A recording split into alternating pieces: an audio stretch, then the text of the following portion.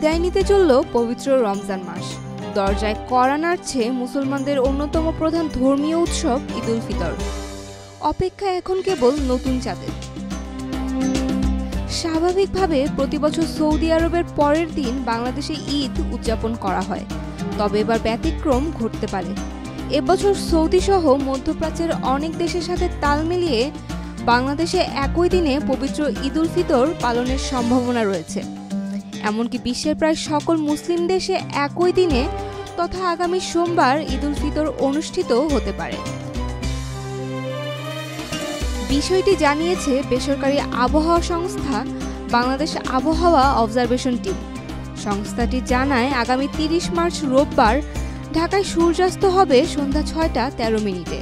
জ্যোতির্বিজ্ঞান তথ্য অনুযায়ী চাঁদ তখন দিগন্তের ওপরে থাকবে এবং এটি সন্ধ্যা 7টা 17 মিনিটে অর্থাৎ সূর্যাস্তের 1 ঘন্টা 4 মিনিট পরে পশ্চিম আকাশে অস্ত যাবে। চাঁদের উচ্চতা সূর্যাস্তের পর পর্যাপ্ত হলে খালি চোখে দেখা সম্ভব হয়। ঢাকায় 30 মার্চ চাঁদের বয়স হবে প্রায় 26 ঘন্টা, যা সাধারণত খালি চোখে দেখার জন্য যথেষ্ট। আবহাওয়ার পূর্বাভাস অনুযায়ী ওই দিন আকাশ পরিষ্কার থাকার সম্ভাবনা বেশি, তাই চাঁদ দেখা নিয়ে বিশেষ কোনো সমস্যা হবে না। সংস্থাটি আরও জানায়, 30 মার্চ সন্ধ্যায় চাঁদ শুধু বাংলাদেশেই নয়, বিশ্বের বেশিরভাগ দেশেই দেখা যাবে। পূর্ব প্রশান্ত মহাসাগরীয় দ্বীপগুলোর সময় অনুযায়ী সেখানে চাঁদ 29 মার্চ সন্ধ্যায় দেখা যাবে। তবে মধ্যপ্রাচ্য, ইউরোপ, আফ্রিকা এবং আমেরিকার বিভিন্ন অঞ্চলে 30 মার্চ সন্ধ্যায় নতুন চাঁদ দেখা যাবে। ফলে প্রায় সারা বিশ্বে একই তারিখে ঈদ উল ফিতর উদযাপনের সম্ভাবনা রয়েছে।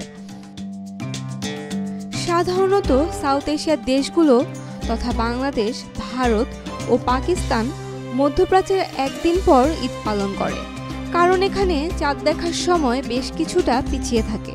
তবে এবার চাঁদের অবস্থান অনুকূলে হওয়ায় বাংলাদেশ সহ ভারতীয় উপমহাদেশের দেশগুলোরও মধ্যপ্রাচ্যের সাথে একদিনে ঈদ উদযাপনের সম্ভাবনা রয়েছে, যা একটি বিরল ঘটনা হতে পারে। এবারের ঈদের চাঁদ নিয়ে জ্যোতির্বিজ্ঞান বিশ্লেষণ ও আবহাওয়ার পূর্বাভাস অনুযায়ী বলা যায়, চাঁদ খালি চোখে স্পষ্ট দেখা যাবে পৃথিবীর অধিকাংশ দেশেই এবং সারা বিশ্বে একই তারিখে ঈদ উদযাপনের সম্ভাবনা অনেক বেশি।